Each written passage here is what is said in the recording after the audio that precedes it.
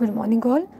Now I'll discuss about data control languages and TCL languages. So data control language is to control the various operations of data in the database. So under this category we have two types of commands. First is revoke and second is grant, right? So grant, as the name depicts, grant if I want to give some permission to specific user of the database, तो हम उसके लिए grant use कर सकते हैं. Like जैसे आप देखते हो ना, अगर कोई डेटाबेस पड़ा है, हम चाहते हैं उसको कोई एक्सेस ना कर सके, उसका जो एडमिनिस्ट्रेटर है वही उसको एक्सेस कर सके, तो हम क्या कर देते हैं, यहाँ पे ग्रांट्स प्रोवाइड करते हैं यूज़र्स को कि जो भी यूज़र्स आपके सिस्टम को यूज़ करेंगे, अगर तो उनके पास अथॉरिटी है आपके डेटा को व्यू करने की या उसको चेंज करने की, तभी वो कर सकते हैं, अदरवाइज़ उसमें वो कुछ चेंजेस नहीं कर सकते. तो इसके लिए हम लोग क्या करते हैं, ग्रांट. तो अगर मुझे किसी specific user of the database को मुझे ये प्रिविलेज देनी है कि वो मेरे डेटाबेस को व्यू भी कर सकते हैं, चेंज भी कर सकते हैं, तो हम उसको बोल देते हैं ग्रांट करना. तो ग्रांट का मतलब है परमिशन देना. तो इसका सिंटेक्स होता है आपका ग्रांट प्रिविलेज. अब आप उसको क्या प्रिविलेज देना चाहते हो, क्या उसको स्पेशल फंक्शन देना चाहते हो कि वो आपके उस पर टेबल पे परफॉर्म कर सके. So grant privilege on table name to user name. Example, मैंने ग्रांट किया सिलेक्ट. सिलेक्ट से क्या होता है, वैल्यूज़ को हम रिट्रीव करते हैं.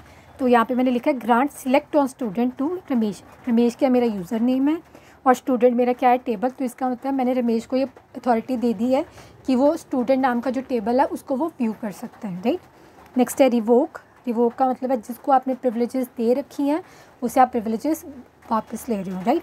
तो इसका सिंटेक्स होता है revoke privilege on table name from user name. So revoke select on student from Ramesh. So Ramesh से मैंने प्रिविलेज ले लिया, जो मैंने उसको पहले प्रिविलेज दी थी कि वो सिलेक्ट कर सकता है, मेरे डेटा को व्यू कर सकता है, अब उससे वो प्रिविलेज वापस ले लिया है, right. So next category is TCL, that is transaction control language. और जो भी ट्रांजैक्शंस होती है आपके डेटाबेस में उनसे डील करता है ये. सो फर्स्ट इसमें आता है आपका कमिट. कमिट का मतलब होता है कुछ भी आपने काम किया डेटाबेस में, अब आप उसको फाइनली राइट कर दोगे और उसके बाद उसमें कुछ भी चेंजेस नहीं हो सकते हैं, राइट. तो कमिट का मतलब this is use to permanently save any transaction into the database. तो इसका सिंटेक्स होता है, सिर्फ आपको कमिट सेमीकोलन लिखना होता है. तो कमिट जहाँ पे आप लिख देते हो ना, उसके पहले जो मर्जी काम हुआ होगा वो आपके डेटाबेस में जाके परमानेंटली स्टोर हो जाएगा, राइट. और नेक्स्ट होता है आपका एक रोल बैक. अब रोल बैक का मतलब क्या, जो काम हमने किया उसको अंडू कर दो, राइट. तो रोल बैक से पहले आप देखो सेव पॉइंट क्या होता है. अगर डेटाबेस पे हम कुछ स्पेसिफिक टाइम के बाद या कुछ स्पेसिफिक डेटा कवर करने के बाद हम कुछ वहाँ पे एक पॉइंट लगा देते हैं, सेव पॉइंट, कि यहाँ तक मैंने इतना काम कर लिया तो मैंने वहाँ पे अपना सेव पॉइंट लगा दिया कि सेकंड टाइम जब भी मैं उसको एक्सेस करूँ तो मुझे पता हो कहाँ पे डेटा को हमने लीव किया था. तो सेव पॉइंट हमें क्या करती है, सेव कर देती है ट्रांजेक्शन को टेम्परेरीली.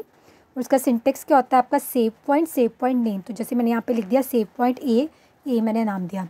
अब रोल बैक क्या करता है, जो भी हमने डेटा स्टोर किया होता है उसको किसी पर्टिकुलर टाइम पे जाके उसको हम रोल बैक कर सकते हैं. मतलब उस पर्टिकुलर पॉइंट के बाद जितना भी डेटा हमने सेव राइट किया हुआ डेटाबेस में वो रोल बैक हो जाएगा, डिलीट हो जाएगा.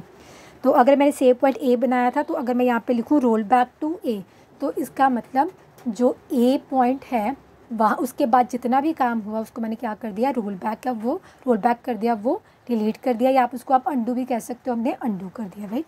So that's all for DCL and TCL. Thank you.